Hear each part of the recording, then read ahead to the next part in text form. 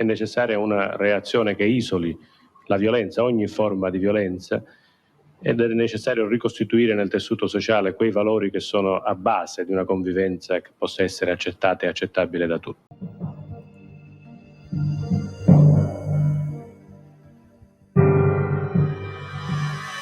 Apriamo il giornale con una notizia arrivata pochi minuti fa in redazione. Ce l'ha telefonato il nostro corrispondente da Palermo, Giovanni Campolmi. Pochi minuti fa c'è stato un attentato all'onorevole Piersanti Mattarella. Tra il luglio ed il settembre del 79, i corleonesi fanno uccidere, su mandato di Liggio Erina, il poliziotto Boris Giuliano e il giudice Cesare Terranova.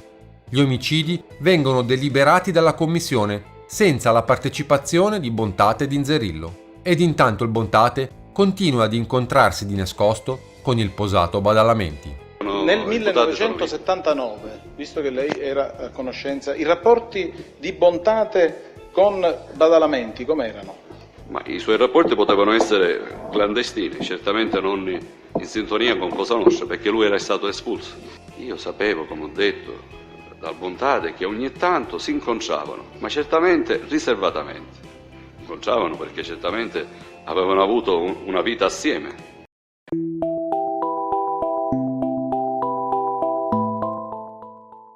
Bernardo Mattarella è stato uno dei fondatori della Democrazia Cristiana nel primo gruppo di De Gasperi, dopo la fine della Seconda Guerra Mondiale. Da subito si oppose politicamente al separatismo siciliano. Venne accusato poi da Gaspare Pisciotta di essere uno dei mandanti della strage di Portella della Ginestra, insieme al ministro Scelba, accusa per cui venne assolto, vista l'inattendibilità, secondo i giudici, delle parole del Pisciotta. Divenne più volte ministro in diversi dicasteri. Nel 65 il sociologo Danilo Dolci, chiamato il Gandhi di Sicilia, attivista antimafia, lo accusò di collusioni con Cosa Nostra, insieme all'altro democristiano Calogero Volpe. In un dossier presentato alla stampa, Dolci venne querelato dallo stesso Mattarella, che vinse la causa. Dirà negli anni 2000 il collaboratore Francesco Di Carlo: «Ho conosciuto personalmente l'onorevole Bernardo Mattarella a Palermo tra il 1963 e il 64. Ero amico di un altro politico di Caltanissetta, Calogero Volpe, democristiano. Volpe mi era stato presentato come un uomo d'onore della provincia di Caltanissetta. Erano in pochi a conoscere Volpe come uomo d'onore di Cosa Nostra. Volpe mi presentò Mattarella come uomo d'onore della famiglia di Castellammare del Golfo. In epoca successiva, Bernardo Mattarella, per ragioni politiche, si era allontanato da Cosa Nostra. Buccellato, in qualche occasione, mi disse che Mattarella si era allontanato anche in conseguenza del sequestro operato da Cosa Nostra ai danni del figlio di un amico, tale Caruso. Ma in realtà Bernardo Mattarella si era allontanato prima. Di Carlo racconta anche che l'onorevole sarebbe stato in rapporti con Vincenzo Rimi, un personaggio importantissimo in Cosa Nostra, nella provincia di Trapani.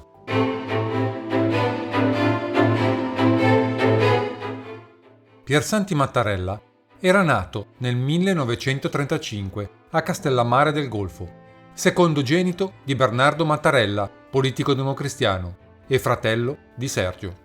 Dopo gli studi liceali e la militanza nell'Azione Cattolica, aveva iniziato a far politica con la Democrazia Cristiana, ma nella corrente di Aldo Moro. Mattarella ne era considerato l'erede naturale ed era tra i più giovani ad essere vicino a Moro. Nel 1964 si era candidato alle elezioni comunali di Palermo, ottenendo 11.000 preferenze e diventando consigliere comunale. Durante lo scandalo del sacco di Palermo, era entrato a far parte dell'Assemblea regionale siciliana nel 1967 e lì era rimasto fino al 1976. Noi abbiamo votato a favore del documento ieri in Comitato regionale perché riteniamo che lo stesso abbia preso meglio la misura della unica dimensione in avanti che la Democrazia Cristiana siciliana può compiere in questo momento. In avanti nel senso dei contenuti, non nel senso delle sperimentazioni di formule politiche. Nel 1978 era stato eletto infine presidente della regione.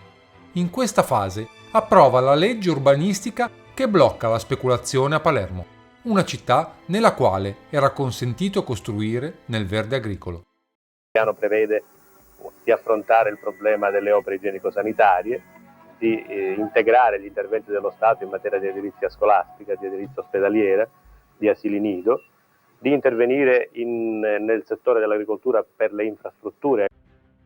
Io so, perché mi risulta, che Stefano Bontate esercitò delle pressioni mafiose con Mattarella, sto parlando di Mattarella Piersanti, perché i Salvo si lamentavano sempre che Piersanti Mattarella, per questioni di problemi di ordine familiare, di ordine proprio di situazione trapanese, gli andava contro.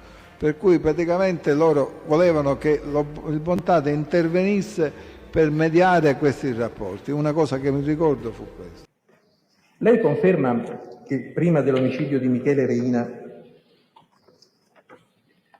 Piersanti Mattarella era molto vicino a Cosa Nostra? Sì. Quando fu ucciso Michele Reina, lo ricorda? No. Chi era Michele Reina ce lo può dire? Io non ero a Palermo quando è stato ucciso Michele Reina. Beh, vabbè, io ho chiesto se se lo ricorda, non importa, ma si ricorda però chi era Michele Reina? Sì che me lo ricordo. Chi era? Così Era un abbreviamo. politico. Ecco. E che ruoli aveva in Sicilia, lo ricorda? Che cosa è stato? Se ha avuto delle cariche particolari? Ma se lei mi faceva spiegare io l'avrei detto. Io l'ho conosciuto negli anni 62 e credo che sia stato nominato presidente della provincia a Palermo. Allora mi spiega, con riferimento a questo periodo di tempo, in che cosa consisteva la vicinanza di Piersanti Mattarella a Cosa Nostra? Come? In che cosa consisteva la vicinanza di Piersanti Mattarella a Cosa Nostra? Cosa faceva? Sì, si vociferava che lui fosse vicino agli ambienti di Cosa Nostra, anche dovuta al padre che era stato molto vicino agli ambienti di Cosa Nostra. Ma a lei risulta che il padre di Piersanti Mattarella fosse un uomo d'onore? No. Ecco in merito le dichiarazioni di Francesco Marino Mannoia, rilasciate il 3 aprile del 1993. Riferisce di essere venuto a conoscenza, perché rivelatogli da Stefano Bontate, di un incontro avvenuto in un periodo imprecisato, primavera-estate 79, in una riserva di caccia sita in una località imprecisata della Sicilia, tra Giulio Andreotti, Salvo Lima, indicato come uomo d'onore riservato, i cugini Salvo, Stefano Bontate ed altri esponenti di vertice di Cosa Nostra, per discutere del problema Mattarella. Il Marino Mannoia in particolare afferma che sin dal periodo in cui Paolo Bontate, detto Don Paolino, padre di Stefano, era il rappresentante della famiglia mafiosa di Santa Maria di Gesù, i rapporti con gli uomini politici erano mantenuti da lui, da Vincenzo Rimi e da Salamone Antonino. Lo stesso Paolo Bontate aveva rapporti con Bernardo Mattarella, padre di Piersanti, che era assai vicino a Cosa Nostra. Alla morte di Paolo Bontate, il figlio Stefano aveva intensificato i rapporti con il mondo politico, stabilendo relazioni molto strette con Rosario Nicoletti e con Salvo Lima. Attraverso il canale, rappresentato dai cugini Antonino e Ignazio Salvo, il Bontate aveva stretto intimi rapporti anche con Piersanti Mattarella, mentre altri uomini d'onore come Salvatore Riina e Giuseppe Calò avevano rapporti di intimità con lo stesso Lima e con Vito Ciancimino. Predetto, dopo aver intrattenuto rapporti amichevoli con i cugini Salvo e con Bontate Stefano, ai quali non lesinava i favori, successivamente aveva mutato la propria linea di condotta. E così il Mattarella era entrato in violento contrasto con Rosario Nicoletti ed intendeva rompere con la mafia mediante l'avvio di un'azione di rinnovamento del partito della DC in Sicilia, andando contro gli interessi di Cosa Nostra e dei vari cugini Salvo, Ingegner Lopresti, Maniglia e così via. Il Bontate, cui il Nicoletti aveva riferito, fece informare del mutato atteggiamento di Piersanti Mattarella anche l'onorevole Andreotti, attraverso l'onorevole Lima. Abbiamo ancora dinanzi a noi ostacoli e resistenze notevoli e non ce ne nascondiamo il peso. Primo fra tutti la recrudescenza del fenomeno della mafia, che seppure con caratteristiche diverse dal passato è oggi assai simile a quelle comuni ai fenomeni di delinquenza presenti nelle società sviluppate si ripresenta con tracotanza in questi mesi a turbare lo scorrere ordinato della nostra vita civile. Occorre fare un appello alla coscienza individuale, oltre che ovviamente a tutti gli strumenti del pubblico potere, per affrontare questa dura battaglia. Occorre che i comportamenti di ciascuno siano coerenti a questo obiettivo e noi le chiediamo, signor Presidente, di associare al nostro il suo richiamo, reso forte anche dalla sua alta coscienza politica e morale, per un livello più alto di convivenza civile, affinché ciascuno ogni giorno isoli e respinga i comportamenti mafiosi e non si pieghi ad essi. Andreotti quindi era sceso a Palermo e si sarebbe incontrato con Stefano Bontate, i cugini Salvo, l'onorevole Lima, Nicoletti, Gaetano Fiori ed altri, in una riserva di caccia sita in una località della Sicilia che Mannoia non ricorda. Si tratta comunque della stessa riserva di caccia in cui altre volte si erano recati Bontate, Pizzuto, i cugini Salvo e Giuseppe Calderone. Di tale incontro gli aveva parlato poco dopo Stefano Bontate, in un periodo compreso tra la primavera e l'estate del 79, comunque in epoca successiva all'omicidio di Michele Reina. In ordine al contenuto dei colloqui e alle modalità dell'incontro, il Bontate si era limitato a confidargli che tutti i presenti si erano lamentati con Andreotti del comportamento di Mattarella e che il Bontate stesso aveva commentato con Mannoia usando le parole «staremo a vedere». Dice il Mannoia. Volevano, che l'onorevole Andreotti intervenisse sulla situazione di Pio La Torre e l'onorevole Mattarella, perché il Bontate, nonostante era una persona, che non trascurava niente, non era certamente un sanguinario, non voleva fare cose di cui certamente non era gradito. E allora, in quell'occasione, chiesero appunto all'onorevole Andreotti di voler intervenire su quella situazione, tanto che lui mi disse, con una frase abbastanza un po', allertato, dice «staremo a vedere». Con Stefano Bontate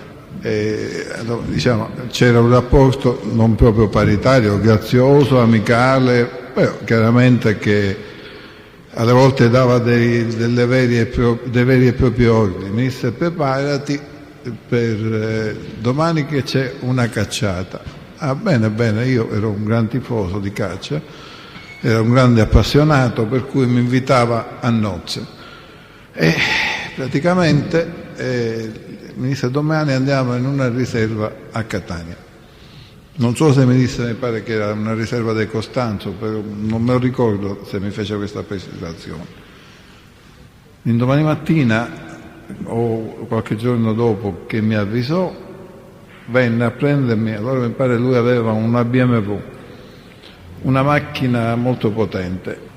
Andando per uscire dalla città e percorrendo via Libertà abbiamo avuto un incidente stradale all'altezza di via Notarbartolo, dove abbiamo avuto uno scontro con una Fiat 500, che malgrado l'esiguità della macchina, della mole della macchina rispetto a quella nostra, arrecò gravissimi danni alla BMW perché l'ha presa sulla ruota, facendola andare fuori convergenza. Chiaramente questo fatto determinò le ire di Stefano e devo dire che anche il proprietario della 500, non capendo con chi aveva a che fare, fu piuttosto brusco. Mi ricordo che il Bontate le mise in mano dei soldi, molti soldi, e disse levati di davanti, se no non so che cosa ti succede. Naturalmente siamo dovuti tornare indietro a prendere la mia macchina, anch'io avevo una BMW, mi pare che una BMW 733, una macchina grossa, una berlina, e mi disse, mentre stavamo andando, ci siamo avviati per Catania, mi disse sbrigati, che fate, tu mi scisti? Mi invitava a nozze, perché sono noti i miei trascorsi di corridoio, per cui evidentemente abbiamo fatto in un Fiat Palermo-Catania che abbiamo fatto, siamo arrivati a Catania, mi pare che c'era della gente che ci aspettava, c'è un posto, un ristorante che mi pare che si chiamasse Torero. Questo ristorante è lungo la strada che conduce da Catania a Siracusa, sulla destra. Diciamo qualche chilometro prima o 500 metri, 600 metri per il bivio che conduce a quella che viene denominata la scia, in gergo degli iniziati catanesi, iniziati gente che bazzicava in un certo gruppo. La scia era un'azienda agricola dei Costanzo, dove siamo andati e siamo entrati. Praticamente era un fondo chiuso allora, non era una riserva di caccia. Il fondo chiuso era cintato da una rete metallica in modo che non si poteva scavalcare. Per cui in questo fondo non ho visto mai tante lepri come quella volta. Era c'era tale dissi, ma guarda, ma quante ce n'è? Ma sono come le pecore. Anche dopo Stefano poi... Quindi riprendiamo il racconto, siete entrati all'interno di questo fondo chiuso? Sì, siamo entrati all'interno di questo fondo chiuso, abbiamo visto queste lepri, c'erano anche delle altre persone palermitane che però ci aspettavano là. E praticamente lui invece immediatamente sparì. Lui chi è? Stefano Bontate. Sparì. In che senso sparì? Sparì, in un certo senso si allontanò. In effetti questo fatto mi fece in un certo senso meraviglia, perché sapendo che lui come vedeva caccia impazziva, e praticamente io mi disse, ma dove sei andato? Comunque non ci ho fatto molto caso. E dopo intorno alle 10:30 arrivò Nitto Santapaola. Arrivò Nitto però ci fece un saluto da lontano. Salutiamo e andò verso parte di queste case. Quali case? Le case che incipiano nel fondo scia. Ci sono delle case che praticamente erano, diciamo, vicine al posto dove noi cacciavamo. Allora, praticamente il Santa Paola si allontanò verso il posto dove si era allontanato il Bontate, però lo vidi andare quasi immediatamente via. Cioè via dal fondo chiuso? Sì, via dal fondo chiuso, con la macchina. Mi ricordo che lui, mi pare, avesse una Renault, era una Renault di quelle grosse, che erano simili a una Renault 2 volumi, non quelle 3 volumi, che erano la migliore macchina allora che aveva la Renault, mi pare che era un Renault 30, una cosa di questo genere. Praticamente poi che cosa è successo? Che io continuai a cacciare e a un certo punto abbiamo sentito un rumore di macchina a livello di 3, 4, 5 macchine, a questo livello. Macchine che arrivarono in un certo senso sgommando, sono fermate con stridio di freni e c'è stato uno sbattere di sportelli, cosa che insomma così non è che ci avevo fatto granché caso. A un certo punto c'era con me, che mi accompagnava nella cacciata, una specie di guardiano, una specie di guardia giurata che aveva un soprannome. Il soprannome di questa guardia giurata era Usciù, una cosa di questo genere, ma penso più Ucchiù, perché Ucchiù è una specie di uccello del Malagurio che c'è in Sicilia, per cui praticamente è un modo di chiamare la civetta dei catanesi.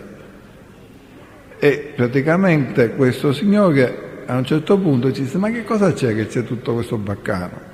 Pardon, signor Presidente, mi disse: minchia, c'è Andreotti. Io devo dire che mi sembra una buttata. sembrò così, Andreotti che ci vede a fare qua, che non potevo capire, pensare cosa poteva venirci a fare Andreotti in una riserva di caccia a Catania dei Cavalieri Costanzo. Non ci fece per niente caso. Però così arrivano dei personaggi del Catanese, penso c'era anche Nitto Santapaolo, però non ne sono sicuro. Cioè Mi scusi, Nitto Santapaola, lei ha detto che era andato via?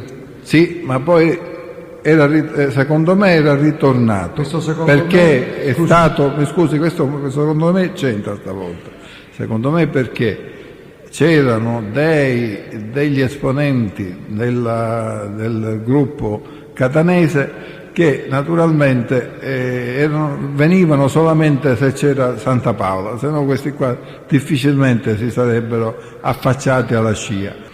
Continui. Poi insolitamente, perché si ritardò il pranzo, la mangiata di una mezz'ora.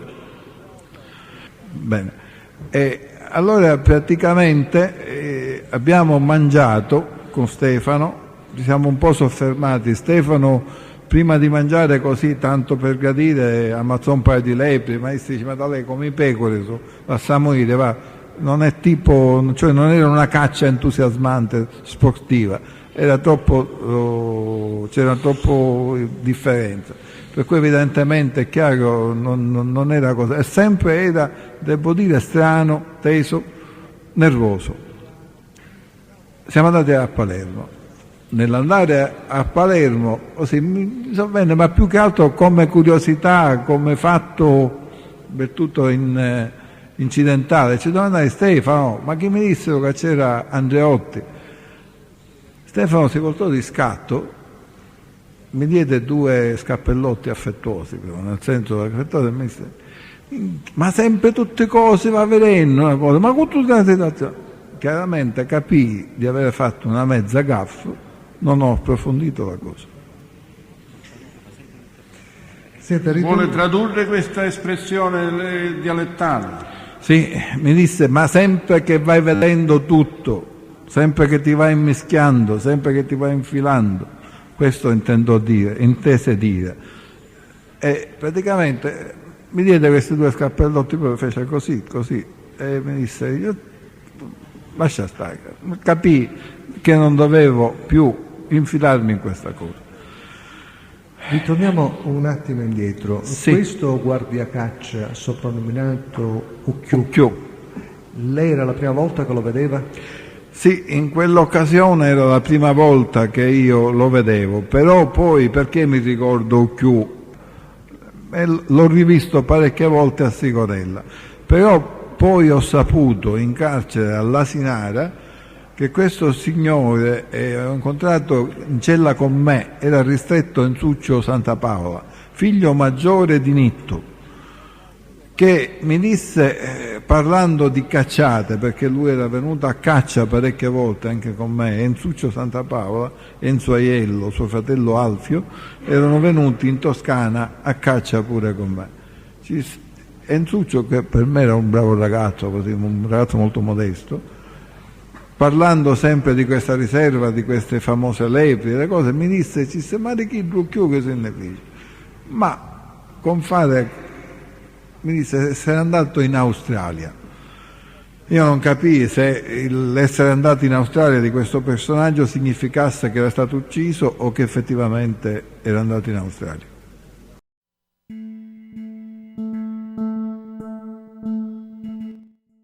Il 6 gennaio 1980, come ogni domenica, il presidente della regione siciliana, Piersanti Mattarella, si accinge, in compagnia dei suoi familiari, a recarsi alla chiesa di San Francesco di Paola per assistere alla celebrazione della Santa Messa. In tale occasione, come ogni volta che usciva per motivi privati, l'onorevole Mattarella manifesta la precisa intenzione di non utilizzare la scorta di sicurezza, predisposta a cura dell'Ispettorato Generale di Polizia. Alle ore 12:45 circa, l'onorevole Mattarella e il figlio Bernardo, di 20 anni, scendono nel garage, sito in fondo a uno scivolo prospiciente via Libertà e distante dall'abitazione circa 15 metri. Lo fanno per prelevare l'autovettura. Il presidente effettua quindi la manovra di retromarcia e ferma l'auto sul passo carrabile per consentire alla moglie di prendere posto sul sedile anteriore e alla suocera di sistemarsi sul sedile posteriore insieme alla figlia. Frattanto il figlio si attarda per chiudere la porta del garage e il cancello che dallo scivolo immette nella strada. Improvvisamente, al lato sinistro dell'autovettura, che è rimasta con la parte anteriore rivolta verso lo scivolo, si avvicina un individuo dall'apparente età di 20-25 anni, altezza media, corporatura robusta, capelli castano chiari sul biondo, carnagione rosea, indossante una giacca a vento leggera, piumino o kiwi, di colore celeste, il quale, dopo aver inutilmente cercato di aprire lo sportello anteriore sinistro, esplode alcuni colpi d'arma da fuoco all'indirizzo dell'onorevole Mattarella, che siede al posto di guida. La vittima cade riversa sul lato destro e viene parzialmente coperta dal corpo della moglie, che si è piegata su di lui, appoggiandogli le mani sul capo, nel tentativo di fargli da scudo.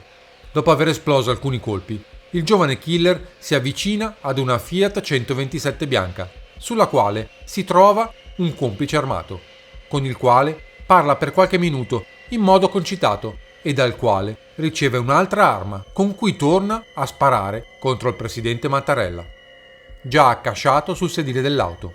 Lo fa dal finestrino posteriore destro della Fiat 132. In tale ultima occasione ferisce anche la signora Irma Chiazzese, china sul corpo del marito. Spalle alla strada e alla macchina, stavo per completare l'operazione di chiusura del cancello, sentii un grido di papà e un rumore fortissimo, assordante. Io ho sentito un rumore improvviso e girandomi mi sono accorta che il finestrino di papà era in frantumi e che c'era la canna di una pistola diretta su di lui. E poi papà si è reclinato sulle gambe di mamma e il killer ha fatto il giro della macchina e ha continuato a sparare dal lato del passeggero. A me sono sembrati pochi istanti. Questo killer tirò dietro la macchina e si spostò per colpirlo ulteriormente, per finirlo dal lato di mamma. Dei killer, i presenti notano lo stridente contrasto fra i lineamenti gentili e lo sguardo spietato, oltre a notare un leggero sogghigno al momento degli spari, così come in precedenza il killer è glaciale anche al momento di esplodere il colpo di grazia. I due assassini si allontanano a bordo della Fiat 127 bianca, che viene poi ritrovata verso le ore 14 poco distante dal luogo del delitto.